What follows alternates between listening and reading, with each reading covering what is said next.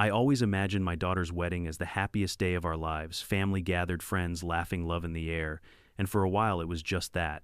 The backyard was decorated with white roses, the music floated softly through the summer breeze, and I watched my little girl walk around in her dress, glowing with joy.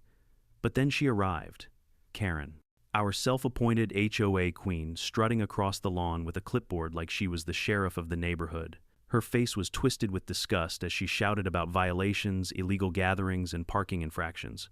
Imagine the audacity trying to shut down my daughter's wedding on the very day she'd dreamed about her entire life. Little did she know the man standing at the altar wasn't just my daughter's groom. He carried a title that would leave Karen trembling, speechless, and utterly humiliated. But before I dive into how Karen turned this perfect day into her biggest nightmare, let me know in the comments where you're watching from and what time it is there. I love seeing our community from all around the world. If you've ever planned a wedding, you know it's like organizing a small military operation, except instead of soldiers, you've got relatives, and instead of weapons, you've got fragile flower arrangements that cost more than your first car. My daughter had been dreaming about this day since she was little, and I'll admit I wanted everything to be perfect for her. Weeks before the ceremony, our backyard was transformed.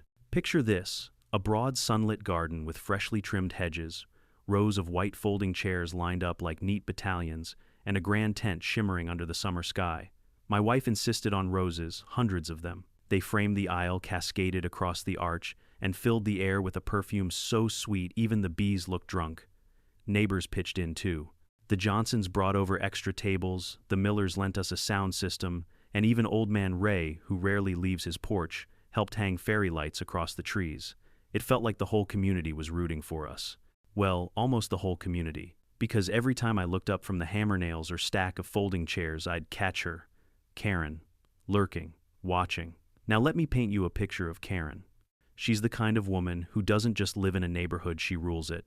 Or at least she thinks she does. Blonde bob cut so sharp you'd think she uses it to slice bagels, sunglasses perched permanently on her head like a crown, and a clipboard she carries everywhere. That clipboard is her Excalibur, her Bible, her badge of honor. I swear she sleeps with it under her pillow. From day one, she'd made it clear she disapproved of our plans. Backyard weddings are tacky, she sneered, when she overheard us talking about it months earlier. And technically large gatherings require HOA approval. Approval. For my own daughter's wedding, I laughed it off, thinking she was just being her usual nosy self. But in hindsight, that was the first warning shot. As the big day approached, her presence grew more obvious. While we rehearsed the ceremony, Karen paced the sidewalk like a prison warden, scribbling notes furiously on her clipboard. She snapped pictures of the tent with her phone zooming in like she was building a legal case. Once I even caught her measuring the distance between the archway and the property line with a tape measure. Who does that? Still, we chose to ignore her, I told myself. This is about love, not about her nonsense. My daughter deserved to walk down the aisle without a care in the world. So we focused on the good stuff. The morning of the wedding, the house buzzed with excitement. My daughter looked radiant, hair, curled veil, shimmering eyes sparkling with nervous joy. My wife flitted about like a general before battle, making sure every flower was in place, every plate set, every ribbon tied just right. Guests began arriving dressed to the nines, their faces glowing as they hugged us and complimented the setup. And then there was the groom. Now here's the funny part, he'd always been a bit mysterious. Polite, respectful, sharp dresser, but he never talked much about his work. Whenever someone asked, he'd smile and say something vague like, "Public service keeps me busy." I thought maybe he was an accountant for the city or something bureaucratic like that. Nothing too exciting. My daughter, of course, knew more, but she never spilled the details. She just said, "You'll see one day." Looking back, I can't believe how blind I was. But that secret, it was about to be the nail in Karen's coffin. At that moment, though, we were blissfully ignorant. Guests were sipping champagne, the string quartet played softly, and everything seemed perfect. Until I noticed Karen again. She stood across the street, arms crossed, lips curled in disdain, clipboard clutched tightly against her chest like it contained the launch codes for nuclear missiles. Her eyes darted from the parked cars to the overflowing driveway to the tent swaying gently in the breeze. And I swear, when she saw the line of cars parked down the block, her pupils dilated like a cat spotting prey. Then she scribbled furiously, shaking her head, muttering to herself. Every fiber in my being told me trouble was coming. I tried to push the thought aside. "Not today," I muttered under my breath. "She's not ruining today." But Karen wasn't the type to sit quietly. Oh no, she thrives on drama the way bees thrive on honey. And as much as I wanted to believe she'd keep her distance, I knew deep down that clipboard was going to make an appearance. Sure enough, while my daughter adjusted her veil and the groom clasped her hand, Karen sauntered closer. Slow, deliberate steps, heels clicking against the pavement like gunshots. She stopped at the edge of our property line, craned her neck, and shouted in that piercing nasal voice, "Excuse me, do you have a permit for this?" Heads turned. Conversations hushed. My stomach dropped. I plastered on a polite smile, walked over and whispered through clenched teeth, "Karen, this is my daughter's wedding. Please, just let it go." She smirked. "HOA rules are rules, and you, sir, are in violation. Tent noise, parking, all of it. If you don't shut this circus down immediately, there will be consequences." I wanted to scream. Instead, I forced a laugh. "Consequences? Karen, this is not a HOA meeting. It's a wedding." But the look in her eyes told me she wasn't bluffing. And that's when I realized the storm I'd been dreading all week had finally arrived. If you've ever seen a firecracker go off in the middle of a picnic, you'll know exactly how it felt when Karen finally lost it. We'd just reached that magical moment, my daughter arm in arm with me, preparing to walk down the aisle. Guests were settling in their chairs, the violinist was playing something so sweet it could melt butter, and I was trying to keep myself from crying like a baby. But then boom, Karen stormed onto the property as though she owned it. Clipboard raised high like Moses with the 10 Commandments, her voice slicing through the air. "This entire setup is illegal. Now let me tell you, nothing sucks the romance out of a wedding like a woman in a red blazer shrieking about zoning codes." Heads whipped around the violin, screeched to a halt, and my daughter froze mid-step, her veil trembling in the wind. I swear you could hear a pin drop right before Karen launched into her performance. "You are in direct violation of HOA bylaws, section 12.4. Tents larger than 10 feet require board approval. Amplified music is prohibited without prior notice. And don't even get me started on the parking situation. Cars are lined up all over the street like it's a used car lot." She wasn't just talking loudly, she was practically foaming at the mouth. I stepped forward, forcing a smile that probably looked more like a grimace. "Karen, this is my daughter's wedding. We're not running a rock concert. Just sit down, have some cake." "Cake," she screeched, cutting me off. "There will be no cake. Not when this entire farce is a blatant disregard for the rules that keep this community civilized." At this point, guests began shifting uncomfortably in their seats. A few of them exchanged nervous glances as though wondering if they'd accidentally wandered into a courtroom instead of a ceremony. My wife looked ready to faint. My daughter, God bless her, was on the verge of tears. And the groom, he just stood there, hands calmly, folded, an unreadable smile tugging at his lips. Karen wasn't done. She marched down the aisle as if it belonged to her heels, stabbing the grass, pointing her pen at everyone like she was issuing citations. "You with the champagne open container on private property violation. You with the phone camera, unauthorized recording of a neighborhood disturbance violation. And you," she turned her glare back to me as the homeowner, "you are fully responsible. This entire event is an affront to every decent resident who follows the rules." I took a deep breath, praying for patience. "Karen, I've lived here for 15 years. I pay my dues. I mow my lawn. I don't blast music at 2 a.m. You're not shutting down my daughter's wedding over folding chairs and fairy lights." "Oh, I most certainly am," she hissed, lips curling into a smug grin. "Either you stop this illegal assembly right now, or I will call the police. And trust me, they'll be here in minutes." The crowd gasped. Murmurs rippled through the guests. Someone whispered, "Is she serious?" Another muttered, "You've got to be kidding me." Karen straightened her blazer and nodded, basking in the attention. To her, this wasn't just a wedding, it was her stage, her moment to shine as the self-proclaimed savior of the neighborhood. I leaned closer, lowering my voice. "Karen, listen to yourself. You're threatening to ruin a bride's wedding day. Do you really want to be remembered for that?" Her eyes narrowed. "Better remembered for enforcing the rules than ignored while chaos takes over. You think love gives you a free pass? Rules are rules." Behind me, my daughter whispered, trembling, "Dad, please don't let her ruin this." That was it. The last straw. I straightened up, puffed out my chest, and spoke loud enough for everyone to hear. "Karen, with all due respect, this is not about you. This is about family, love, and community. You can wave your clipboard all day long, but you don't get to dictate who celebrates happiness and how." For a brief second, I thought maybe, just maybe, my words had gotten through to her. But then, with the dramatic flair of a soap opera villain, she pulled out her phone. "Fine," she announced, her voice dripping with satisfaction. "If you won't respect the rules, then the law will handle it. I'm calling the cops." Gasps erupted again. My daughter's face went pale. The violinist looked like he was about to faint. Guests shifted uncomfortably, unsure whether to stay or run for their cars. I wanted to scream, to grab that phone and fling it into the punch bowl, but I didn't. Instead, I looked over at the groom. He stood tall, calm as ever, a faint smirk on his face as though he'd been expecting this all along. Karen dialed, pacing dramatically, making sure everyone could hear every word. Yes, hello, I'd like to report an illegal event happening in my neighborhood.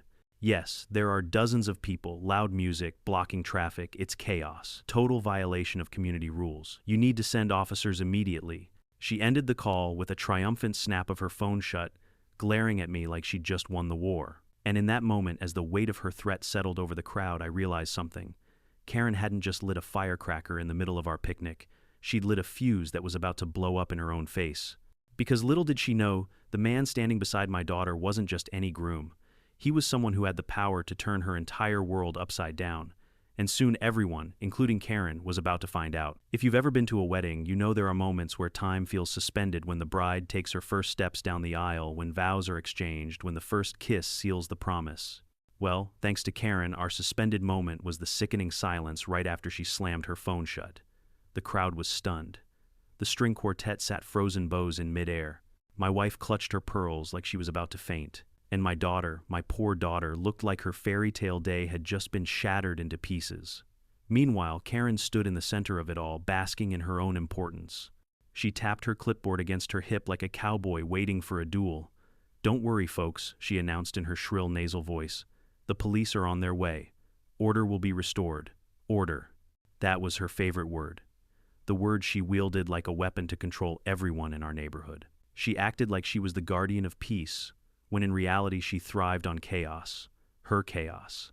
I stepped forward, trying one last time to appeal to her humanity. "Karen, listen, this is my daughter's wedding day.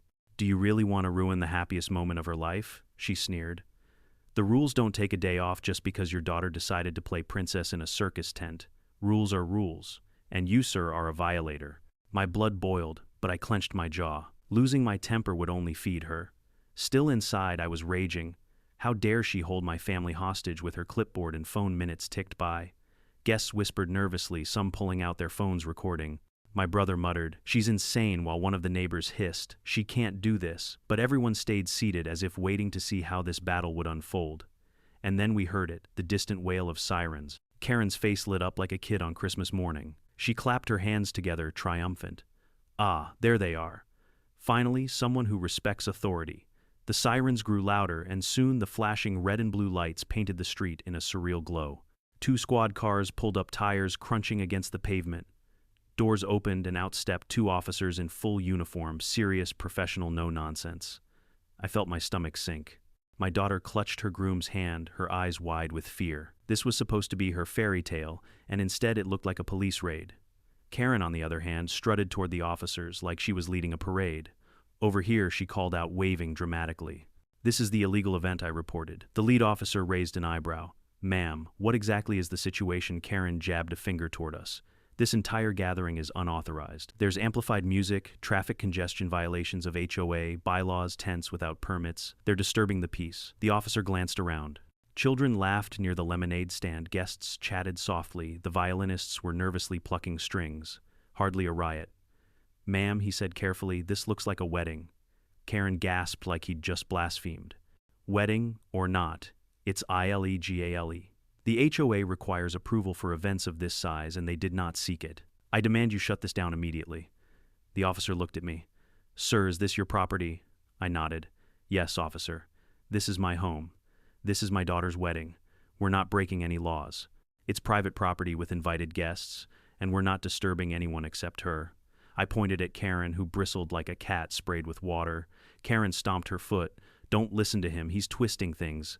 These gatherings destroy communities.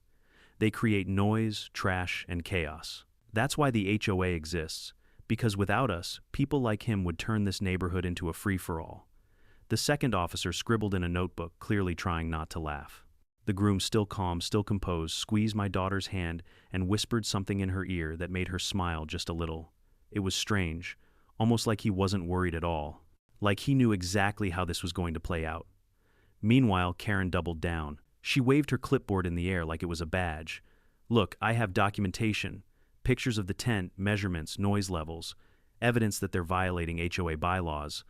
This wedding is an unlawful assembly, and as a board member, I insist you enforce the rules. The lead officer finally sighed. Ma'am, HOA bylaws are not criminal law. They don't supersede property rights or city ordinances. We're here to enforce the law, not your neighborhood politics. Karen's face twitched. But they're breaking the rules. You have to do something, ma'am, the officer said firmly. Unless there's a genuine crime being committed, this is not a police matter. The crowd erupted in relieved murmurs. Some even chuckled. My wife squeezed my arm. My daughter finally exhaled. But Karen wasn't finished. Oh no. She crossed her arms, her face reddening. If you refuse to act, then clearly you don't understand the authority of this HOA. I'll escalate this. I'll file complaints. And that's when the groom finally stepped forward. He'd been silent all this time, watching, waiting. But now he walked to the center of the lawn, calm and steady, his voice carrying effortlessly. Officers, thank you for coming. I believe I can clear this up. Karen whipped around, glaring. And who are you to clear anything up? The groom reached into his suit pocket, pulled out a slim black wallet and flipped it open. And in that moment, everything shifted. When the groom pulled out that black wallet, time seemed to slow down. He opened it with deliberate precision like an actor, revealing the twist in the third act of a play. The sun glinted off the gold lettering, and though I was too far to see it, clearly the reaction on the officers' faces told me everything. This wasn't just some ID, this was authority. The lead officer straightened immediately. His brows shot up, then he gave a curt nod of recognition. Sir, he said, his tone shifting from casual to respectful. I didn't realize Karen's head whipped back and forth between the officer and the groom. Her eyes narrowed. What is that? Some kind of fake badge. Don't fall for it. He's probably showing you a Costco card. A few guests chuckled nervously, but most of us held our breath. The groom remained calm, his expression steady. He spoke with quiet authority, not raising his voice, but making sure every word carried. My name, he said, is Daniel Clark. I am the elected mayor of this city. You could have heard a feather drop. Gasps rippled through the guests.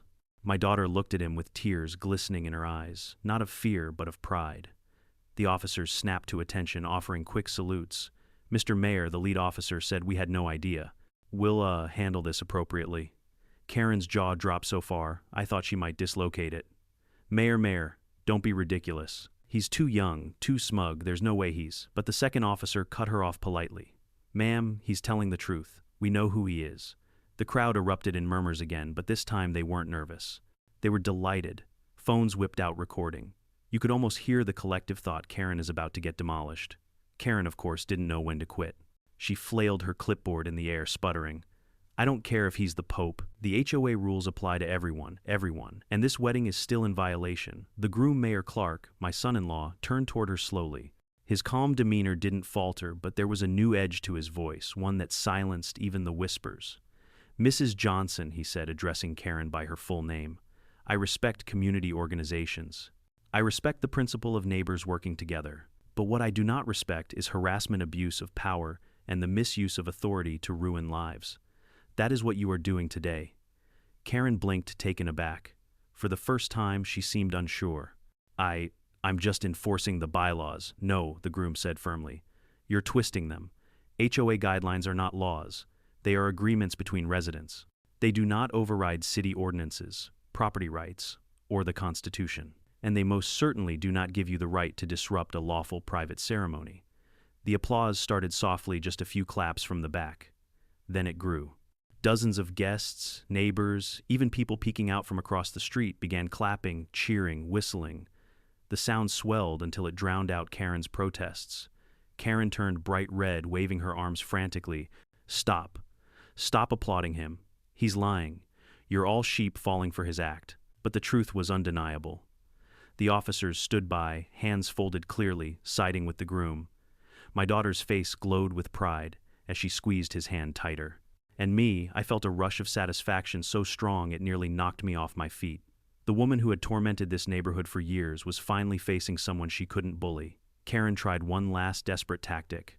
She thrust her clipboard into the air, shouting, "This is my authority. These rules are binding. You can't just ignore them." The groom leaned forward slightly, his voice calm but razor sharp. That clipboard doesn't give you power, Karen. Authority comes from the people, and the people are tired of your tyranny. The place exploded with cheers. Some guests even stood on chairs, clapping and hooting. Someone shouted, "Tell her, Mr. Mayor another yelled, "Sit down, Karen." Karen spun in circles, panicked, realizing the crowd was no longer with her. She looked at the officers for backup, but they shook their heads. "Ma'am," the lead officer said gently but firmly, "you called us under false pretenses. There's no crime here. If anything, you may be liable for abusing emergency services." That silenced her. She staggered back a step, sputtering, You can't threaten me. I'll sue, But the words faltered. The reality had sunk in.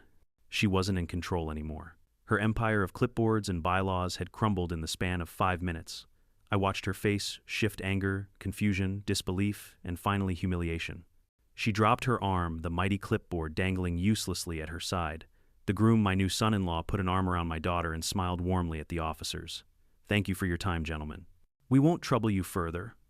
Please enjoy some food if you'd like." The officers grinned. "Congratulations, mister," Mayor 1 said before they turned back to their cars. And just like that, the power shifted completely. The day was ours again. The wedding was saved. But Karen, she was about to face a downfall far greater than anything she'd imagined. Because when you pick a fight with family, you risk looking foolish. But when you pick a fight with the mayor on his wedding day, you've basically written your own obituary. You could feel it in the air, the shift. 1 second, Karen was strutting around like the queen of the cul-de-sac, and the next, her power evaporated in front of everyone. But the true beauty of that moment, it wasn't just the reveal. It was watching Karen try to process it. Her mouth opened and closed like a fish, gasping on dry land. Mayor, you can't be serious.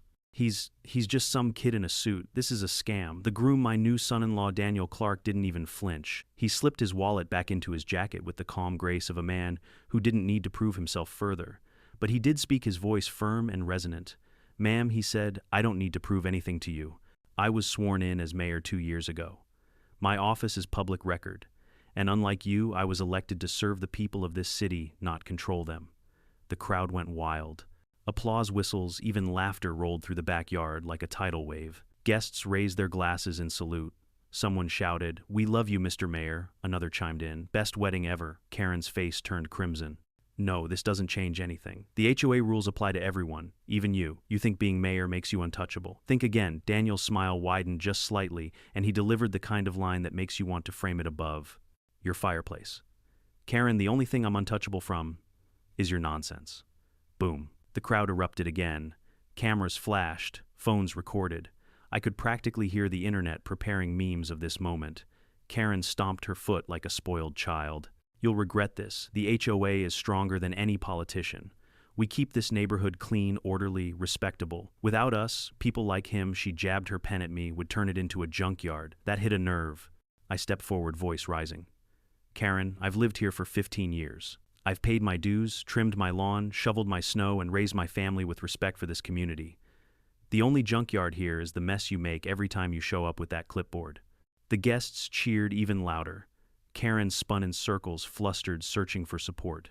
But none came. Even her usual cronies, 2 nosy neighbors who always sided with her, were seated quietly, eyes glued to the grass, not daring to defend her. Daniel took a step closer, his tone sharpening. "Let me make this perfectly clear. HOA guidelines do not trump city law. They do not supersede property rights. And they certainly do not give you the right to call the police on a lawful wedding. Abuse of emergency services, on the other hand, is a violation of city law. A violation punishable by fines or worse." Karen froze. Her pen slipped from her hand and fell into the grass. You wouldn't dare." Daniel's expression softened, but his words carried weight. "I'm not here to ruin your life, Karen. But you've spent years ruining others. Maybe it's time you faced accountability for once." The officers, still standing nearby, nodded in agreement. One even muttered, "She's wasted our time more than once before." Karen's eyes darted wildly, searching for an escape. She turned back to the guests, desperate. "You all see what's happening, right? This is tyranny, this is corruption, he's abusing power." But the people weren't with her anymore. They laughed, booed, jeered. Some even began chanting, Karen out, Karen out." It was surreal.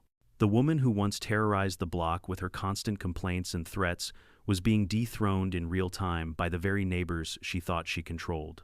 My daughter, radiant in her gown, looked up at her groom with tears of relief. "You saved our wedding," she whispered. Daniel kissed her forehead gently. "No, we did. Together." I don't think there was a dry eye in the audience, well, except for Karen, who looked like she might spontaneously combust. She tried one final plea. Her voice cracked desperation, dripping from every word. "This isn't over. You may be mayor today, but elections come and go, and when they do, I'll make sure you regret ever crossing me." Daniel didn't even hesitate. "Then I'll look forward to the day when people like you no longer hold this community hostage with petty power trips. Until then, Mrs. Johnson, I suggest you leave before the police file their own report about your false call." The officer stepped forward, not aggressively but firmly enough to make it clear her time was up. And for the first time in all the years I'd known her, Karen retreated. She snatched up her clipboard, stuffed it under her arm, and stormed toward the street. Her heels sank into the grass with every step, each one less confident than the last. The crowd booed her out like a failed performer leaving the stage. As she disappeared down the sidewalk, Daniel turned back to the guests. Now where were we? Ah yes, celebrating love. The cheer that followed could have rattled rooftops. My daughter and her groom walked hand in hand back to the altar, this time with no interruptions. The music swelled again, louder, prouder, triumphant. And me, I stood there grinning like an idiot, my chest swelling with pride. Not just pride for my daughter, but pride for the man she had chosen. A man strong enough to stand up to tyranny, and gentle enough to still make her feel like a princess on her big day. Karen thought she had the final word. But she didn't know she was up against the mayor. And in that battle, there was only ever going to be one winner. There's something almost poetic about watching a tyrant topple. For years, Karen had ruled this neighborhood with an iron clipboard. She barked at kids for riding bikes too fast, fined families for holiday decorations too tacky, and even once threatened to evict a couple for painting their shutters the wrong shade of blue. She was relentless, untouchable, or so she thought. But that day, the day of my daughter's wedding, Karen's empire crumbled in front of everyone. As she stormed off down the sidewalk, her heels sinking into the grass like quicksand, the sound of laughter and applause followed her. Guests clapped and cheered, some booed, others just shook their heads in disbelief. My neighbor Tom shouted, "Don't forget your clipboard," which sent the crowd into fits of laughter. Karen spun around once, her face red as a beet, and for a second I thought she might come back swinging. But then she saw the phones. Everywhere people were recording. Her humiliation was now public record. And that scared her more than anything else. She clutched the clipboard tighter, turned her back, and practically ran to her house. When the door slammed shut behind her, the energy in the air shifted completely. Relief, joy, triumph, it was as if a dark cloud had finally lifted. The violinists picked up their bows again, the sweet music returning like sunlight after a storm. My daughter took a deep breath, wiped her tears, and smiled as though the interruption had never happened. The groom, our mayor, kissed her hand and whispered something that made her laugh. And just like that, the ceremony was back on. The officiant cleared his throat, clearly trying to compose himself after the chaos. "Shall we continue?" he asked with a grin. "Please," my daughter said, her voice steady before she comes back with a megaphone. The crowd roared with laughter. And so, the vows began. My daughter's voice trembled with emotion as she promised love, respect, and partnership. The groom responded with words that could melt steel, promises of devotion, of standing by her side through storms and sunshine, of never letting anyone stand in the way of their happiness. When they kissed, the cheer that erupted was unlike anything I'd ever heard. Neighbors waved from across the street, guests clapped until their hands hurt, and even the police officers lingering nearby joined in with applause. It was perfect. Absolutely perfect. And yet Karen's shadow still loomed, because humiliation like hers never just disappears quietly. After the ceremony, during the reception, guests couldn't stop talking about what had happened. Laughter echoed as people replayed their favorite moments. "Did you see her face when he said he was the mayor?" one woman chuckled. "She looked like she'd swallowed a lemon." My brother raised his glass. To the bride and groom, and to the end of Karen's reign, everyone clinked glasses, roaring with approval. But it wasn't just laughter, it was vindication. People came up to me one after another confessing how Karen had tormented them too. She fined me $50 for leaving my trash cans out an extra hour. She threatened to sue us over a treehouse. She once measured the height of my grass with a ruler. It was astonishing.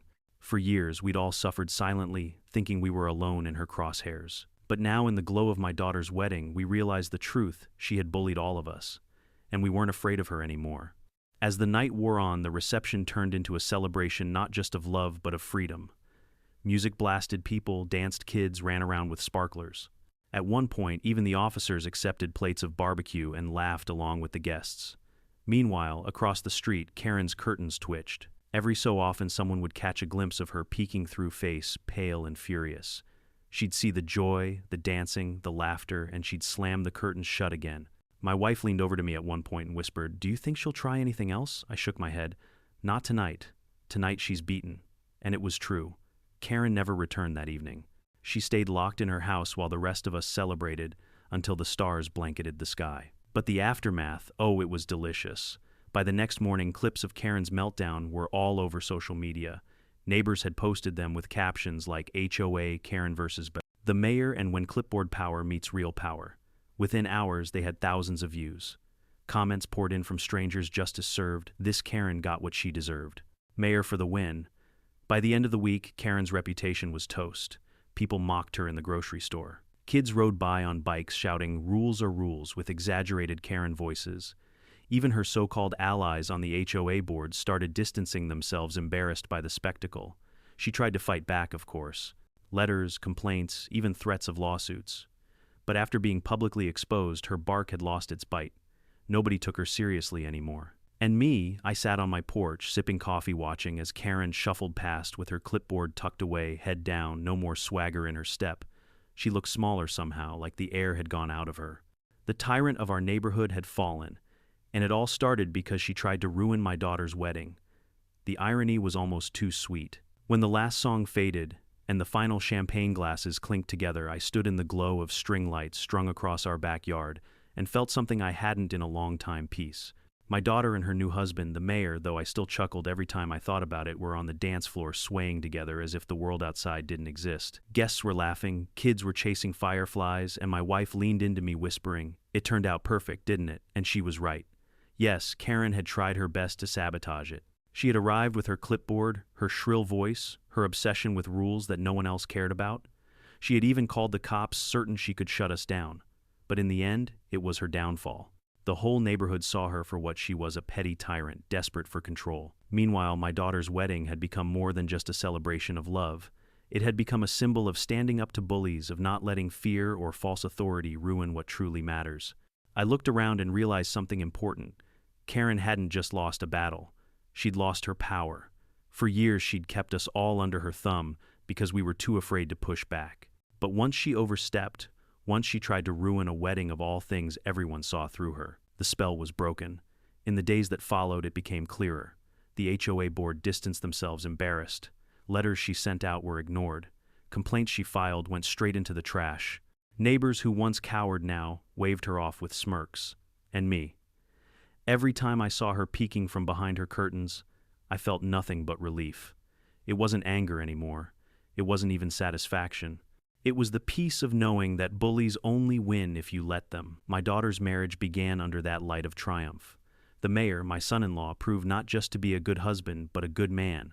He showed us all that real authority doesn't come from clipboards or empty threats. It comes from character, from earning respect, from serving others instead of controlling them. I sat back down at one of the tables, watching the joy around me, and couldn't help but laugh softly. Karen had thought she was the star of the show, but the only thing she did was make the story unforgettable, for all the wrong reasons. That night, as we cleaned up, neighbors lingered, unwilling to let the joy end. Someone slapped me on the back and said, "Best wedding I've ever been to." Another added, "Karen tried to ruin it, but she just made it legendary." And they were right. Karen wanted to turn my daughter's wedding into chaos. Instead, she turned it into a story people would be telling for years. A story not about rules or clipboards or HOA bylaws, but about love, community, and standing up to nonsense. As I turned out the lights and looked back at the yard, still glowing with fairy lights, I realized Karen had given us a gift in her own twisted way. She tried to take control, but all she did was remind us that no one can ruin what we refuse to surrender, and that's something I'll carry with me forever. When I think back to that day, I don't just remember the vows, the laughter, or even Karen's meltdown, though that memory always makes me grin. What I remember most is the lesson it taught me: sometimes the greatest threats in life aren't disasters or strangers. They're the small tyrants who thrive on fear and intimidation. Karen believed her clipboard gave her power. But power built on fear is fragile. The moment people stop bowing to it, it crumbles. That's what happened the day of my daughter's wedding. I learned that standing up for what's right, even when it's uncomfortable, matters. And that real authority comes not from shouting the loudest, but from acting with integrity. My son-in-law didn't need to raise his voice or lose his cool. He simply revealed the truth, and the truth was more powerful than any bylaw Karen could quote. So here's the takeaway. Don't let anyone, whether it's a Karen with a clipboard or a bully with a big mouth, dictate your happiness. Stand firm. Protect the moments that matter. Because in the end, love, family, and community will always outlast pettiness and power trips. Now, I'd love to hear from you. Have you ever dealt with a Karen in your own life? How did you handle it? Share your story in the comments below. I promise you're not alone. And if you enjoyed this tale, make sure to subscribe for more HOA stories. Because trust me, the drama never ends.